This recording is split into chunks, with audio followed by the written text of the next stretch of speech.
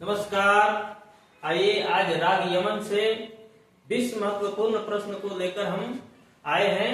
तो देखेंगे हमारा पहला प्रश्न है, राग यमन किस थाट से संबंधित है? कल्याण थाट, भैरव थाट, खमाज थाट या आसावरी थाट? तो राग यमन जो है वो है कल्याण थाट से संबंधित है। अगला प्रश्न है, राग यमन का गायन समय क्या है? प्रातःकाल, दोपहर, संध्या या रात्रि? तो राग यमन का जो गायन समय है वो है हमारा संध्या। आगे देखेंगे, राग यमन में कौन सा स्वर तीव्र होता है? रे, म, ध या नी? तो जानते हैं राग यमन में तीव्र म का प्रयोग होता है, यानी बी ऑप्शन हमारा सही है। आगे देखेंगे, राग यमन का वादी स्वर क्या है? राग यमन का वादी स्वर क्या है? ग, प, नी, रे। तो वादी स्वर है ग। आगे देखेंगे, राग यमन का समवादी स्वर क्या है?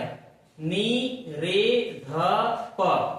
तो समवादी स्वर है नी।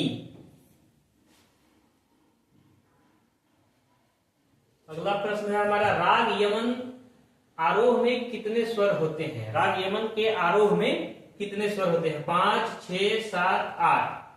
तो 7 स्वर होते हैं आरोह में।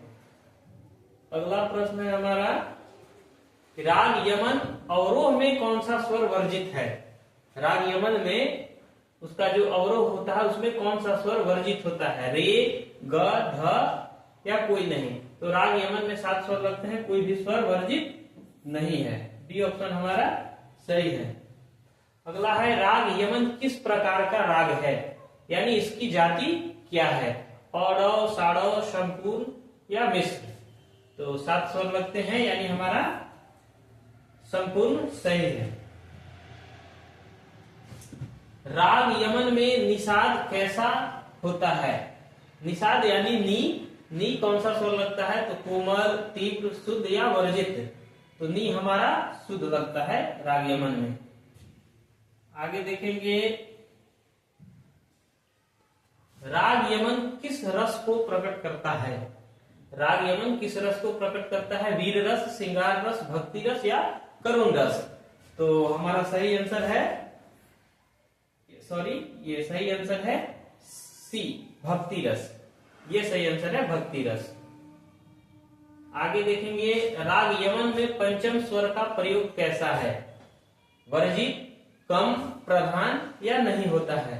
तो राग यमन में पंचम स्वर जो है प्रधान होता है, यानी सी ऑप्शन हमारा सही है। आगे देखेंगे, राग यमन का दूसरा नाम क्या है?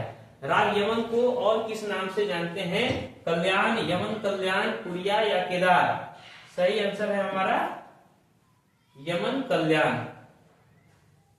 आगे देखेंगे, राग यमन में मध्यम कैसा होता है? कोमल, तीव्र, शुद्ध या वर्जित? तो राग यमन में म जो होता है वो तीव्र होता है।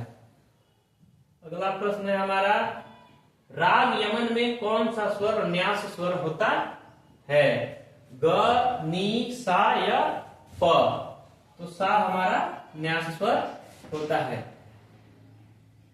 अगला है, राग यमन का प्रयोग किस गायन शैली में अधिक होता है? ध्रुपद, ख्याल, ठुमरी या टप्पा? तो बी ऑप्शन ख्याल हमारा सही जवाब है। अगला प्रश्न है कि राग यमन का संबंध किस देवता से जोड़ा जाता है? राग यमन का संबंध जो है किस देवता से जोड़ा जाता है? शिव, कृष्ण, सरस्वती या राम? तो राग यमन का संबंध जो है ये कृष्ण से जोड़ा जाता है।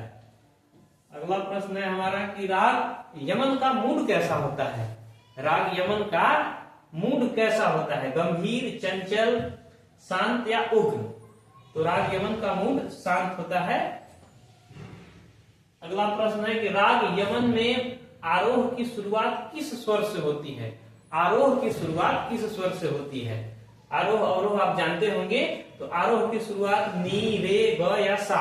तो आरोह की शुरुआत जो होती है नी से होती है, नी रे ग म प ध नि सा, तो नी से आरोह की शुरुआत होती है। अगला प्रश्न है कि राग यमन किस संगीत पद्धति से संबंधित है? कर्नाटक, हिंदुस्तानी, लोक या पाश्चात्य संगीत पद्धति? तो राग यमन जो है हिंदुस्तानी संगीत पद्धति से संबंधित है। हमारा आखिरी प्रश्न है कि राग यमन का प्रयोग किस ताल में अधिक होता है? राग यमन का प्रयोग किस ताल में अधिक होता है? 3 ताल, 1 ताल, झप ताल या दादरा ताल? तो सही जवाब है हमारा 3 ताल। ठीक है, ये रहा हमारा 20 प्रश्न। धन्यवाद।